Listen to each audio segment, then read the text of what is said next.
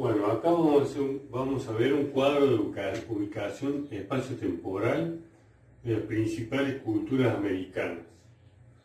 Vuelvo a aclarar, y lo voy a aclarar todas las veces porque es muy importante que esto no es una cuestión valorativa. O sea, que no son principales porque son más importantes que otras culturas, sino que son las culturas que han dejado más restos, más producciones culturales y que han llegado hasta nuestro tiempo y que nos permiten poder estudiarlas. Bueno, para que entiendan la lógica de este cuadro está dividido. Abarcaría lo que es la época que vimos como Neo-India, o sea que empieza más o menos en el 2000 a.C. El cuadro está dividido en lo que es Mesoamérica, o sea que son los dos núcleos de mayor desarrollo de las culturas, como también habíamos visto anteriormente, que no es accidentalmente, porque en estos dos núcleos es donde se concentra el 60% de la población de toda América, y la concentración de la población hace que se produzcan los procesos de urbanización y por lo tanto las especializaciones y las consecuentes producciones culturales. Entonces, estas dos áreas son Mesoamérica. Acuérdense que a Mesoamérica lo denominamos a Centroamérica más México, y lo que se llama el núcleo andino, que en Sudamérica, ¿no es cierto? Y al centro hay una columna que habla de periodización.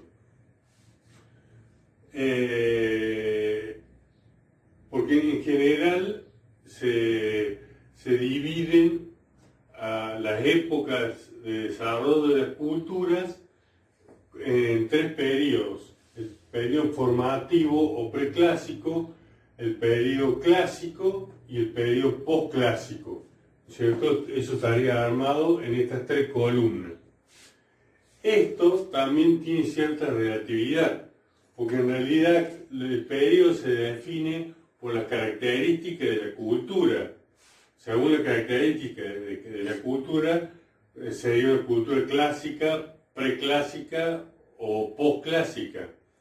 Entonces, tenemos que hay culturas que tienen características postclásicas y que conviven con culturas que tal vez estén en una etapa con características preclásicas, e inclusive conviven con culturas que están anterior a esto y que siguen siendo nómades y cazadoras y recolectoras.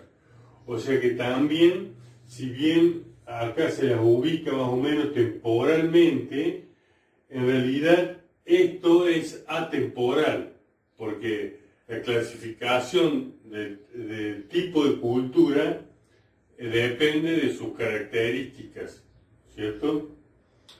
Por ejemplo, además, dentro de cada una de estas zonas geográficas vamos a tener como subzonas que han sido muy importantes como núcleos de desarrollo de diferentes culturas, tanto en Mesoamérica como en Sudamérica. En Mesoamérica tenemos la zona del altiplano central mexicano, que es todo lo que es a lo que era el lago Texcoco en la meseta central mexicana y todos sus alrededores, que era una zona muy buena para la subsistencia y para la vida de la cultura. Entonces se produce una continua migración del noroeste, que es una zona desértica, hacia esa zona central de la meseta mexicana, buscando mejores condiciones de vida. Después está la zona del Yucatán y del Petén, ¿no es cierto?, que tiene otras características geográficas. O sea, el Petén es una de la selva, es la segunda selva más importante de América, luego del Amazonas, ¿no es cierto? Y que se relaciona culturalmente con toda la península de Yucatán. Después lo que es todo el valle de Oaxaca, que es la parte del sur mexicano, ¿no es cierto? Y toda la parte del Golfo de México, o sea que es toda una parte también selvática y que da al mar en la zona del Golfo de México. En Sudamérica, básicamente, la lógica y las culturas están divididas en dos franjas, lo que es la costa y lo que es los Andes, ¿no es cierto? Esta lógica ahora parece extraña, ya que a partir de la colonia, todas las estructuraciones geográficas se realizan perpendiculares al mar, porque toda la mercancía tiene que llegar al mar para ser después trasladada hacia Europa. En este momento el mar era una frontera, o sea, para allá no había nada, entonces toda la lógica se desarrolla en dos franjas, en realidad en tres franjas, pero las principales culturas, digo tres franjas porque está la costa, los Andes y después está la selva, que es el Amazonas. Pero las principales culturas se desarrollan en la franja costera y en la franja de los Andes, o lo que se llama la franja de las sierras, y con sus características muy propias en cuanto a todo lo que es el desarrollo de su producción cultural, porque el paisaje y todo lo que es la realidad geográfica y natural de cada uno de estos paisajes determina desde las materias primas que se van a emplear para las producciones culturales hasta la gama de colores que se emplean, ¿no es cierto?, según donde se realizan. Y después, todas estas ubicaciones geográficas las vamos a ver como en tres épocas, ¿no es cierto?, de desarrollo. Hay una primera época que se le llama formativo o preclásico, y que, como les decía yo, que acá coinciden con ciertas fechas, pero en realidad lo que la determinan son las características que tienen las culturas, y por eso hace que en Mesoamérica el formativo preclásico se desarrolle con anterioridad según este cuadro, porque como también les dije en las clases pasadas, en la actualidad hay un montón de descubrimientos que ya han movido estas fechas y han cambiado, pero en lo que en general ustedes van a encontrar en la mayor cantidad de textos va a ser esta periodización, a la cual nosotros de a poco la podemos ir actualizando con los nuevos descubrimientos. Entonces el formativo en Mesoamérica es anterior y se desarrolla aproximadamente del 2000 a.C. hasta el 200 después de Cristo. Y en Sudamérica es posterior y se desarrolla más o menos entre el 800 a.C. y el 200 después de Cristo. Eso es, como les decía yo, lo que se manejaba en la teoría desde por muchas décadas. Esto era una imagen estática y se estudiaba como que era así. Pero como les contaba en las clases anteriores, En Sudamérica, en el valle del río Supe, se ha encontrado la ciudad de Caral, que lleva esta fecha a mucha mayor anterioridad. O sea, estábamos manejando el 800 a.C. y ahora nos lleva al 2500 a.C. Este cuadro es anterior, ¿no es cierto?, a la incorporación de esas nuevas culturas que en general todavía no se han incorporado en el estudio general, en el mapa general, ¿no es cierto?, del estudio de las culturas americanas.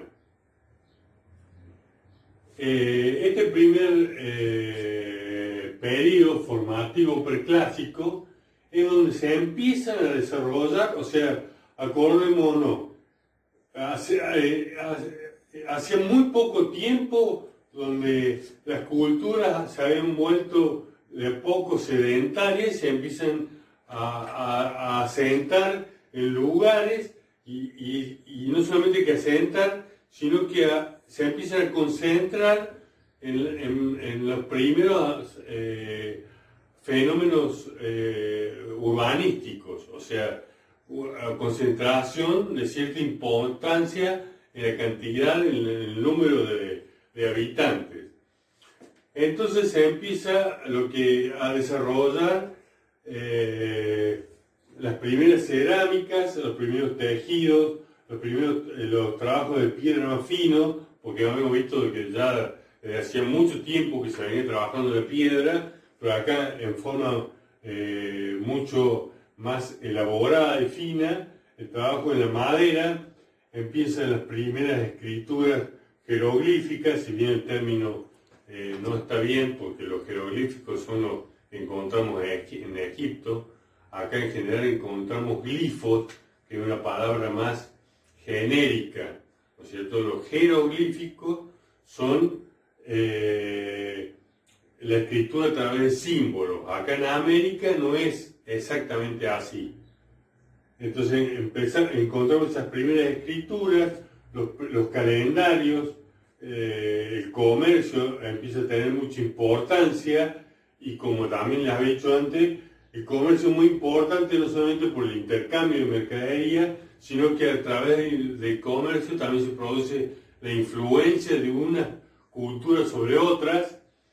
Empieza a generarse la diferenciación social, porque en todas estas culturas empieza a haber una élite gobernante que se empieza a separar de lo que es el pueblo común, que en general son los productores de alimentos, y empiezan a producirse los primeros edificios de culto y los primeros estados regionales, siempre limitados a pequeñas zonas geográficas. Acá es importante realizar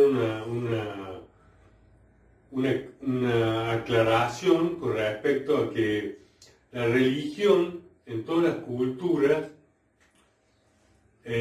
cumplió una función muy importante, ya que el hombre, imagínense el hombre en pequeñas bandas, el hombre cazador, recolector, nómade, de pronto se encontraba con fenómenos como los rayos, los truenos, cosas que no le podían dar ninguna explicación y que en ellos causaba un enorme temor, ¿no es cierto?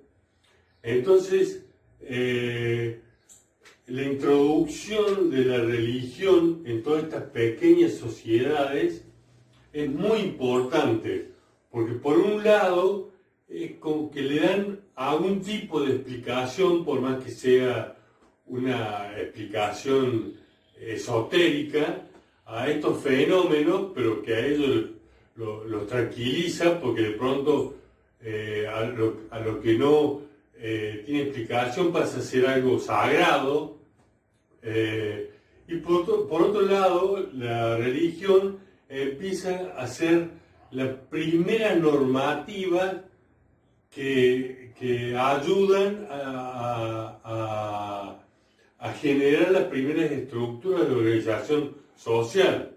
Y por eso hace que las personas que administran esas religiones, o sea, los sacerdotes, los chamanes, son las primeras personas que empiezan a ocupar un lugar de privilegio en estas primeras sociedades.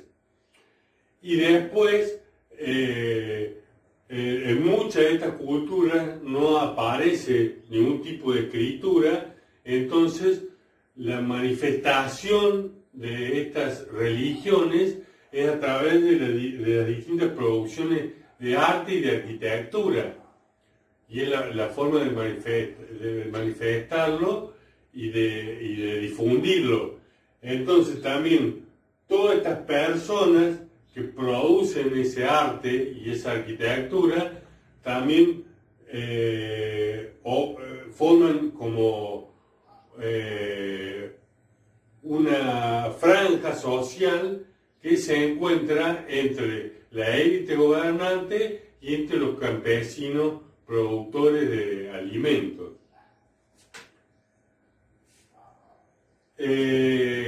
Luego encontramos lo que es la época clásica, ¿no es cierto?, que es la organización de los estados. Y también se da en épocas distintas, ya sea Mesoamérica o Sudamérica. En Mesoamérica esta época se desarrolla entre el 200 y el 900 después de Cristo, y en Sudamérica se desarrolla entre el 200 y el 1400 después de Cristo. Es como que en Sudamérica es como que siempre es posterior a los desarrollos mesoamericanos. Acá se empiezan a consolidar algunos estados que habían empezado a desarrollarse en la etapa preclásica. Hay una evolución de la agricultura, ya hay técnicas muy desarrolladas y sofisticadas de la producción agrícola y del riego para poder realizar esa producción agrícola, y eso hace que se extiendan también las áreas de producción agrícola, y que en lugares que antes era imposible vivir a través de la evolución de las técnicas de agricultura y de riego, se pueden ocupar estas zonas. Hay una organización y una estratificación social mucho más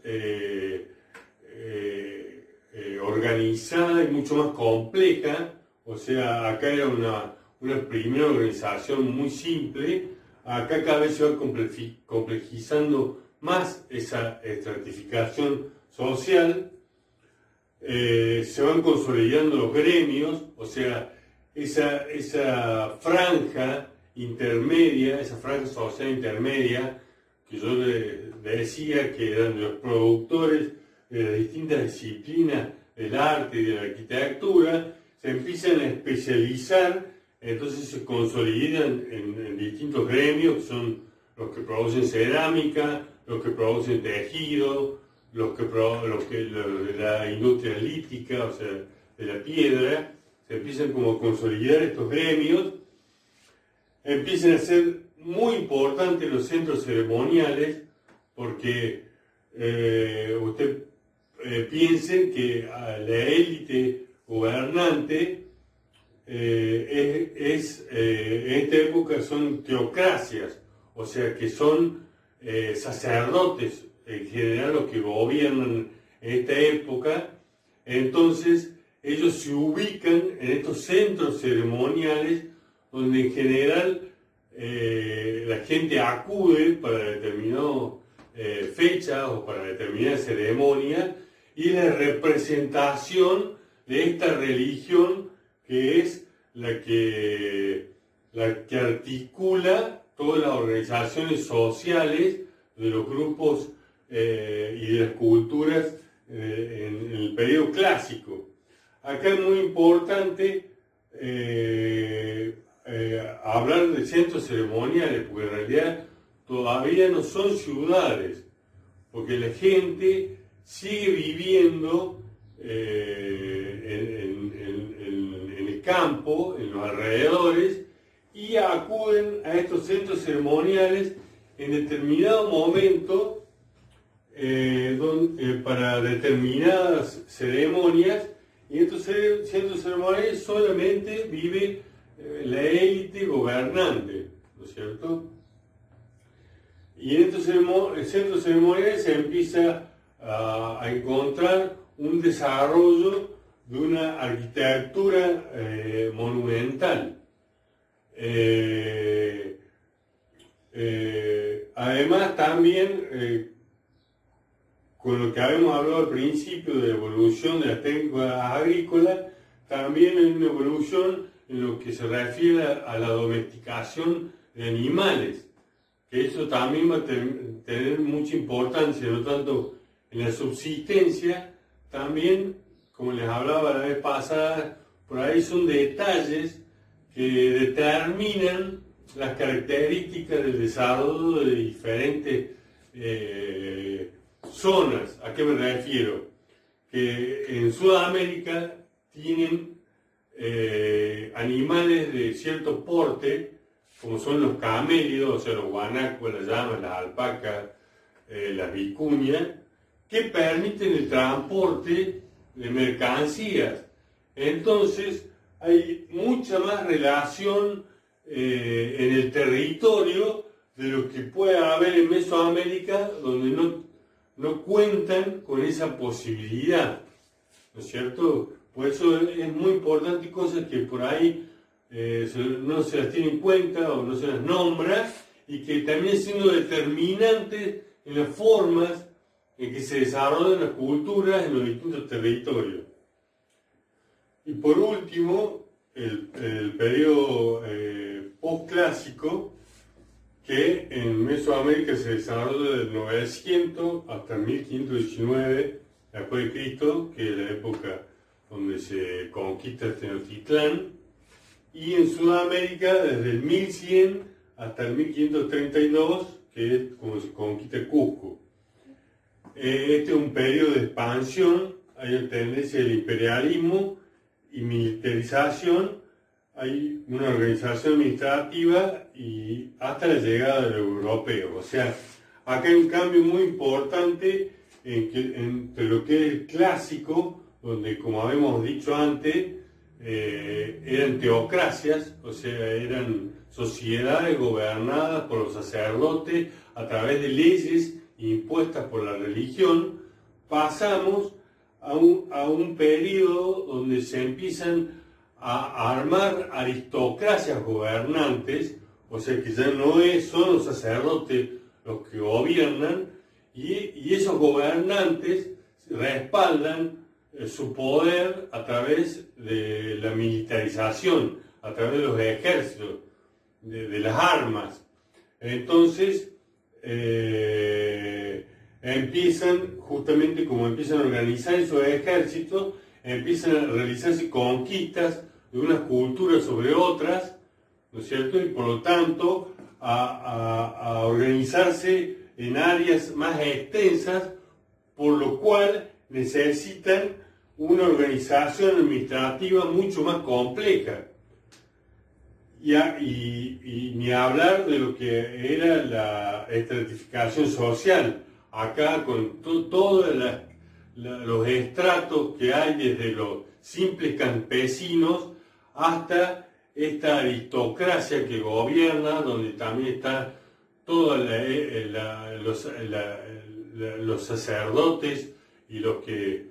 Porque si bien el poder real está respaldado en lo militar, el poder simbólico sigue estando respaldado en lo religioso. O sea que los sacerdotes, si bien son desplazados de las funciones principales, siguen ocupando un lugar muy importante dentro de la sociedad y siguen teniendo importancia también, ¿no es cierto?, todos los que son los productores de los hechos culturales, de los distintos hechos culturales. Y acá se llega, ¿no es cierto?, hasta la conformación de algunos imperios, algunos bien llamados y otros mal llamados imperios. ¿A qué me refiero? Porque, por ejemplo, en el caso de Sudamérica, tenemos lo que es el Imperio Inca, que es realmente un imperio, porque hay toda una organización sociopolítica y económica en el territorio. Y también en Mesoamérica se habla del Imperio Azteca, pero que sin embargo no es un imperio, porque no hay una organización sociopolítica y económica en el territorio. Directamente hay una dominación por parte de una cultura más fuerte sobre las otras, que le exigen que le pague tributo. Entonces no se puede llamar a eso un imperio. Y lo que es también acá muy importante, que así como les había aclarado que en las épocas clásicas no se hablaba de centros ceremoniales, que no se podía hablar de ciudades, porque eran lugares donde no vivía todo el mundo y donde se realizaron principalmente y en algunos lugares casi exclusivamente actividades religiosas.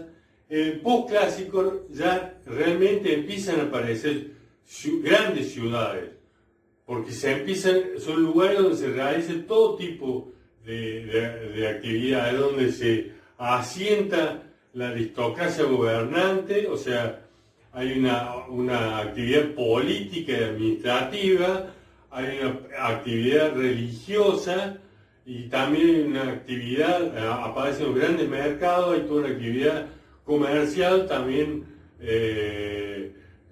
concentrada en estos centros urbanos, o sea, ya podemos hablar de verdaderas ciudades.